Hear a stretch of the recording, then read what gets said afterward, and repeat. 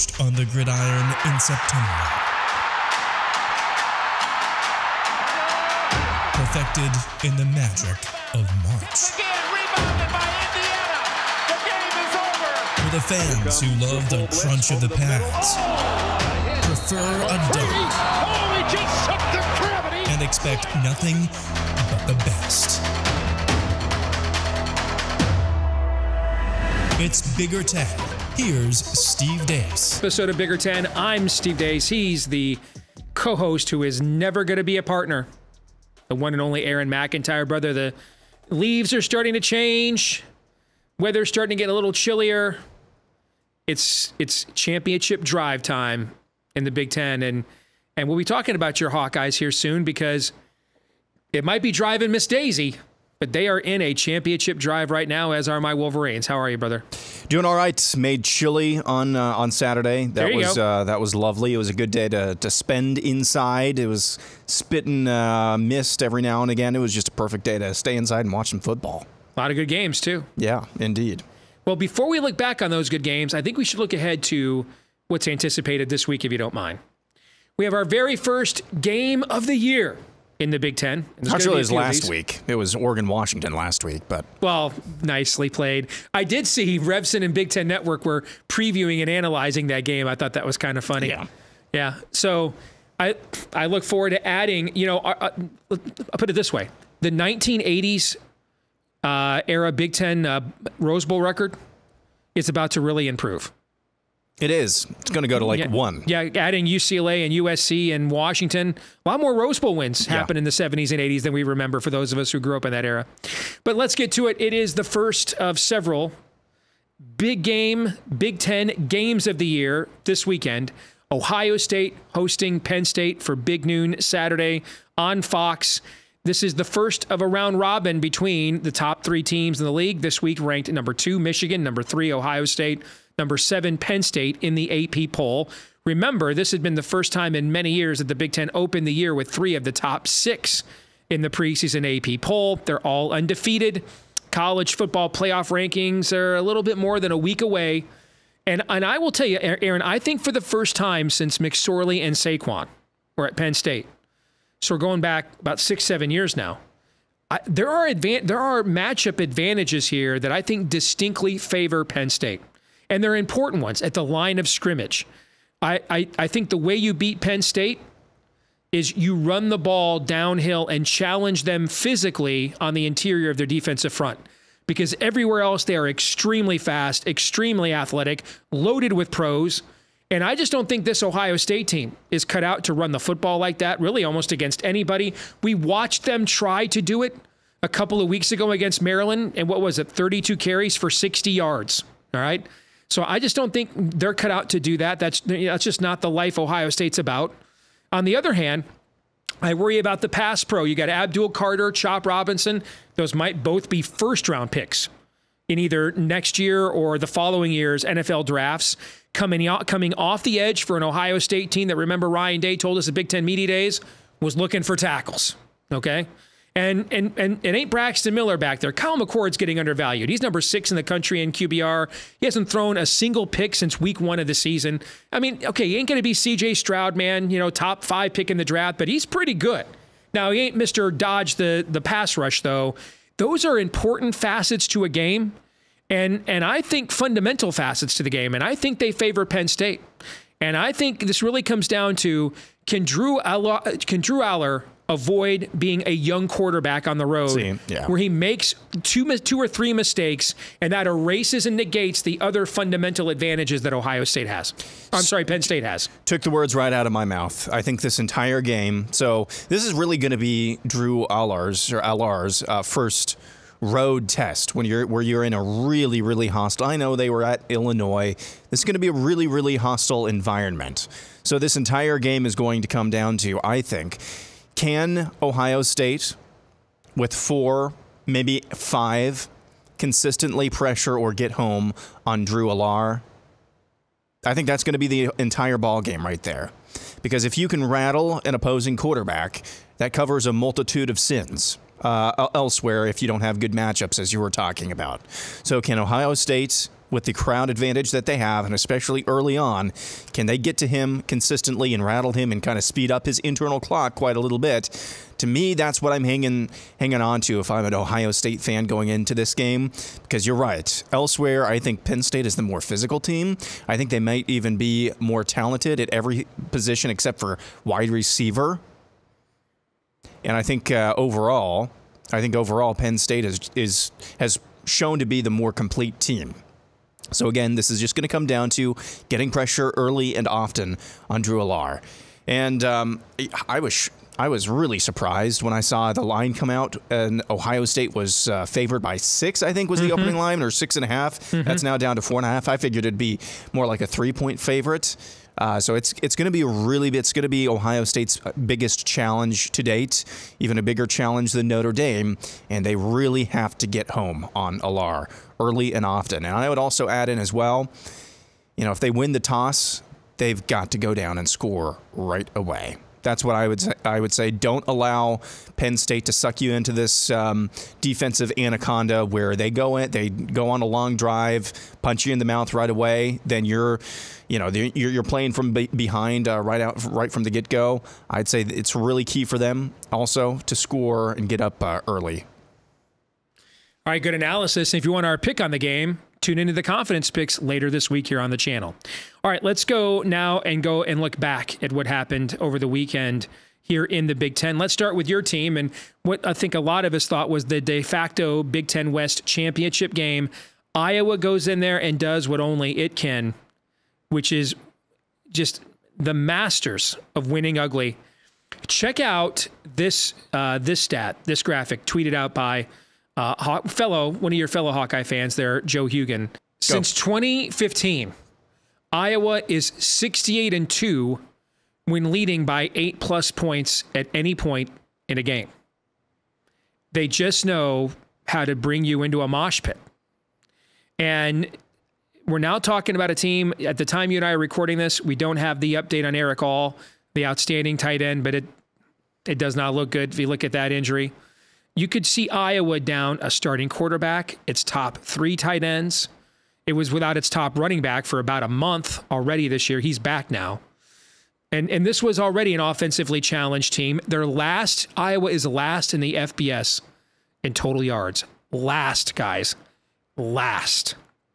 And yet, it controls its own destiny in the Big Ten West for a Wisconsin and against a Wisconsin team. We did learn today, Tanner Mordecai, broken hand. He left the game early. He requires surgery, and given we're into mid-October here and you got to rehab that and be able to grip the ball and get motor function back and accuracy back, I don't think we're going to see Wisconsin's starting quarterback the rest of the year. The Badgers had well over 100 more yards than Iowa, twice as many first downs. Still lost the game at home, 15-6. Iowa completed 2 passes to the wide receivers. It was just one wide receiver. Well, but it was 2 passes. 2 passes, but it was to one wide receiver. I mean, this was just vintage Iowa. In the post-Ricky Stanzi era of Iowa football, this was pretty much vintage Hawkeyes. Yeah, I was asking myself over the weekend, if it was the Iowa Air Force Academy or the Iowa Army Academy, what would we be saying about this team?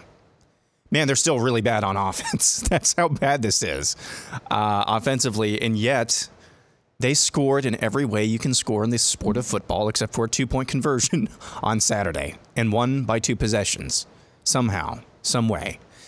Wisconsin's not very good. I've just been traumatized by years of getting sucked into what Wisconsin got sucked into the other day, except usually it's Wisconsin doing that to Iowa and not the other way around. I really couldn't see that, but I was shocked, nevertheless, that they came out with the offensive game plan that they had. I don't know how much of the first half that you got to watch, Steve. I watched almost all this bad boy.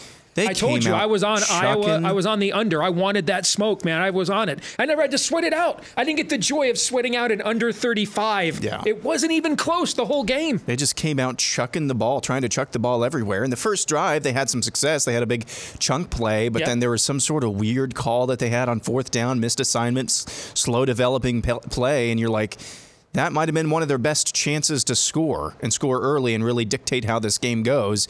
I could not believe their offensive game plan. Now, they got back to running the ball, but then again, they were without Ches Malusi, and they will be for the rest of the season. Braylon Allen was just, you could tell he was not right, very dinged up, still had some successful plays, but I could not believe the way that they came out just trying to chuck the ball all around the yard. To me, that's not how you play this Iowa-Wisconsin game whatsoever. And so that really surprised me. I just think, of course, it's even more obvious without Tanner Mordecai, but he didn't have like any success other than that one long pass play on their first drive. He was kind of seeing ghosts back there a little bit as well. So again, I still have to tip my hat to my favorite team. I feel like at this point, if I keep criticizing the offense, they find ways to win these games. And yeah, they're in control for the Big Ten West. You know, there's no definitive losses. There's no definitive wins either. And I would say if you're looking at Iowa games from a betting standpoint, you know, unders, sure.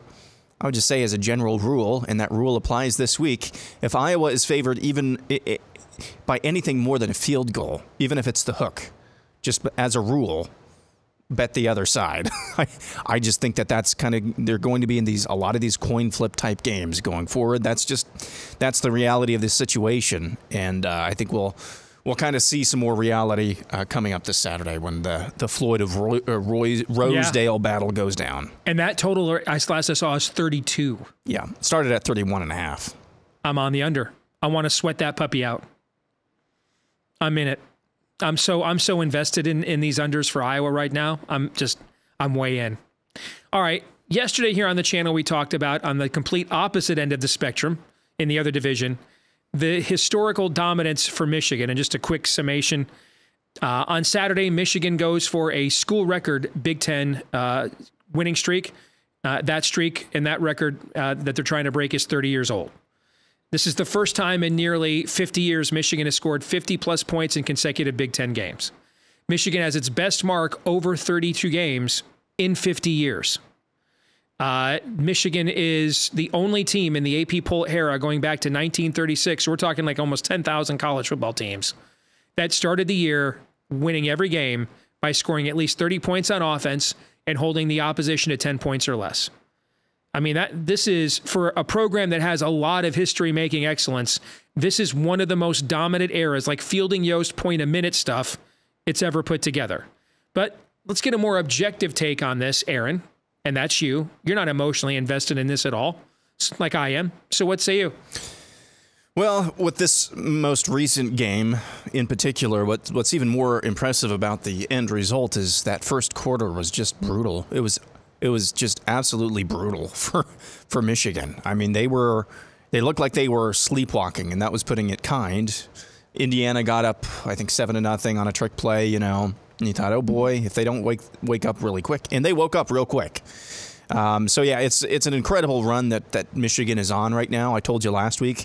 I thought this transcended the week schedule that they've already played and to some degree will continue to have, although that will pick up here in the coming weeks. It is something else. I think of the stats that you pointed out the other day on Michigan podcast, I think the one that stood out to me the most is 29-3 in Jim Harbaugh's last 32 games. Mm-hmm.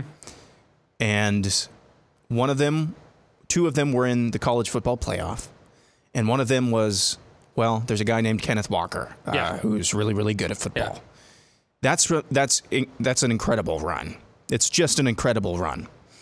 Because when you look back at Michigan in the first few years under Jim Harbaugh, I don't think I think some of your neurosis during the game, Steve, probably stems from what you saw those first few years. Yes. Because you would see that domination, especially defensively. You would see flashes of just elite play all across the field, and then you'd go into Kinnick Stadium at night and you'd fart yourself like to 13 to 12. Yes. Yeah. And so I think that's probably where some of that neurosis comes from. Not trying to pile on you here, but I understand this. I just think you guys as fans are probably not used to being this comfortable, just knowing you're probably going to woodshed pretty much everybody that you can put in front of you. So it's fun to watch. I try to watch every Michigan game that I can, every Big Ten game that I can. And yeah, despite some of these slow starts, Bowling Green, it was close at halftime, somewhat close, I think, within a possession at Minnesota. And then the second half, it's not just the defensive anaconda that I talked about when you see Iowa versus Wisconsin play. You're also just punching people in the mouth in the second half. And it's quite the spectacle. Let's talk about a team that we kind of left for dead a week ago and maybe had its bounce back. Illinois goes on the road to Maryland. And essentially, it's a must-win, or the season really is over at that point, and gets a huge win, one of the biggest upsets so far in our league. Illinois was a 13.5-point underdog to a Maryland team that was 5-1. They go in there, get the win, grind it out. And I think what's the most impressive about it is there's nothing when you look at the box score, if you watch that game, that was like fluky. Like they weren't like +3 in turnovers. Somebody, didn't just go off and have a historic day for the Illini. They just played, they just gathered themselves after that disastrous loss to Nebraska at home on a Friday night, went into a hostile environment, although who knows how hostile, College Park is these days. But Maryland's a quality team, and went in there and just grinded out for 60 minutes and got it done. So the question is this the beginning of an Illini second half turnaround? Will they do the opposite of what they did last year, where they started 7-1, and then through the end of last year into this year went 3-8 in the next 11 games? Could they start 2-4 but finish strong? I think we may be sitting in a position next week where we could talk about Iowa versus Illinois basically being the second championship game for the Big Ten West. I think Illinois could very well, as you said, Tanner Mordecai is probably going to be out for the rest of the season for Wisconsin. Their backup, he didn't look bad, but he didn't look great either. In Braden, I can't remember his last name. I just remember the Braden because I hate that name.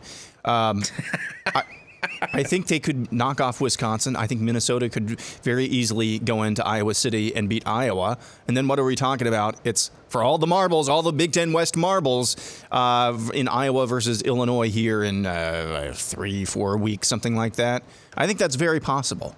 And we're going to have to, there could be 3 or 4 more of these games like this is for the Big Ten West, this is for the Big Ten West, just because of how weak overall this division is and because the best team in the division has the worst offense in college football.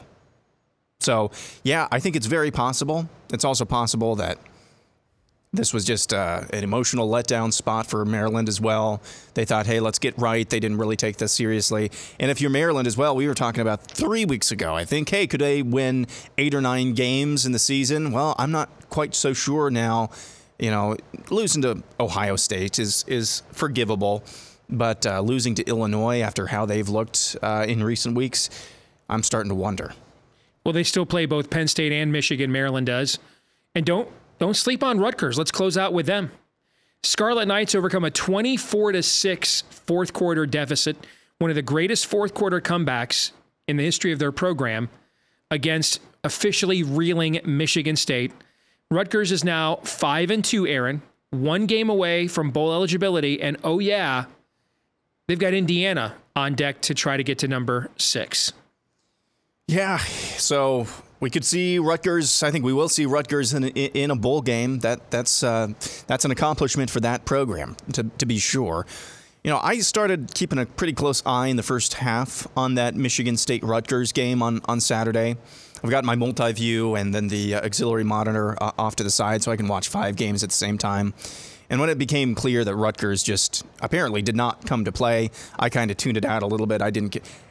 20, 30 minutes maybe went by, and I looked over there, and they were down by like 6, or maybe it was 4 points. Just a heck of a comeback. Mm-hmm. Now, heck of a meltdown on the other side by Michigan State, but you still got to have the wherewithal mentally. You still got to convert after that. You got to convert after that and be mentally tough enough to say, hey, we're going to take every opportunity, and Rutgers did that. So hats off to them. Getting to a bowl game would be a massive accomplishment for this program, especially considering, as we always talk about each offseason before the season starts, the division that they are in, which of course is going away, but the division that they're in is not conducive necessarily to a program like Rutgers having this type of success. All right, that'll do it for our Big Five on Bigger Ten. When we come back, let's play Would You Rather.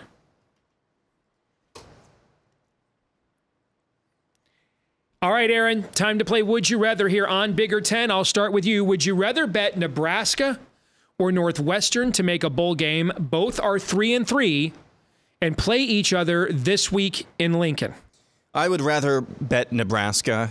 I'm going to go with the talent over Northwestern, just pretty much any day of the week. Now, I'm not confident in either, but I think the opportunity to hold up over the stretch of the season is probably with Nebraska instead of Northwestern. So I'd rather go with Nebraska. But, Northwestern at 3-3 is still a big surprise, so that's not a knock on them. But no. I just think that probably the depth that Nebraska has as we head into the home stretch of the season, that's what I'm banking on.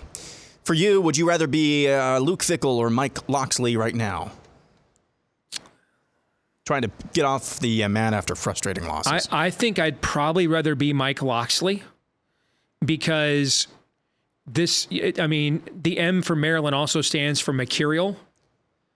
And that kind of an effort from them, I think I told you on the confidence picks last week, my spidey sensor's just tingling about that game. Yeah, I didn't have the guts to pull the trigger for Illinois, but that's the kind of game we've seen Maryland lose a bunch of times.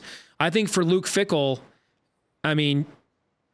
you were probably thinking this time next week, at least your fans were, we are clearly the class of this division. Iowa's offense was already terrible, and now it might be Neolithic, like prehistoric with Deacon Hill, who's all the things you loved about Jared Lorenzen back in the day and none of the things you did. And you get them at home. You're a 10-point favorite. Rest of your schedule looks pretty favorable except for that game against Ohio State. You probably were thinking you're winning a championship in year one, and now you lose Tanner Mordecai, you lose that game, you're behind in the Big Ten West race. I think games like Illinois for Maryland and its fans and administration right now are just kind of a sunk cost if you know who you are. All right, this one is from you.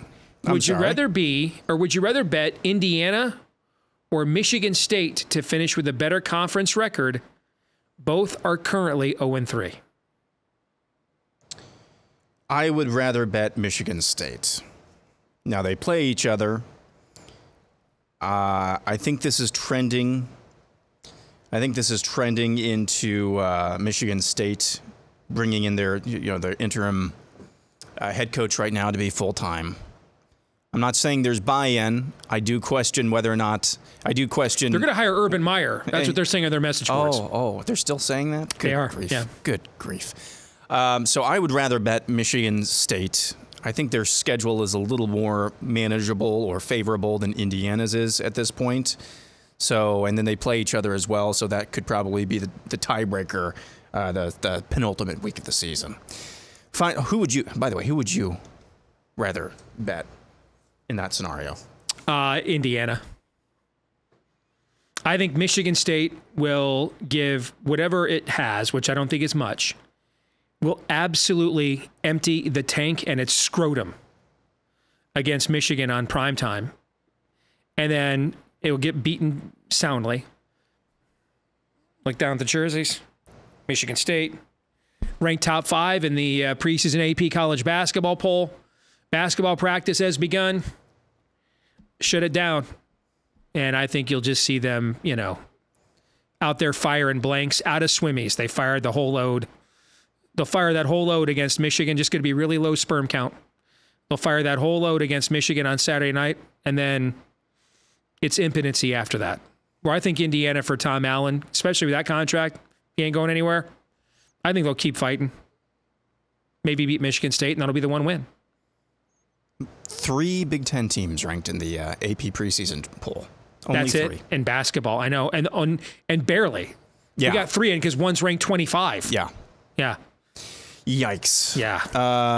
So we got 2 top 5 teams. Yeah. And 1 team top 25. Yeah. So there you go. Finally, for you, would you rather be Tanner Mordecai or Cade McNamara going into this offseason, both trying to come off of injuries? Now, I think Tanner Mordecai is a senior, but I believe he could take a COVID year, if I'm not mistaken. I think I'd rather be Cade McNamara because I've got a Big Ten championship ring and Tanner Mordecai doesn't. And I don't think there's any chance. The worst he will do next year is be Iowa's starting quarterback. There is no chance that Deacon Hill is going to perform at a level that will make them say, well, he's our guy, whether Cade's healthy or not. And I don't think, given the state of this offense, that Iowa's bringing in somebody with a better resume than Cade. I think there is a chance that by the end of the year, the Wisconsin redshirt freshman is good enough that there's at least a question.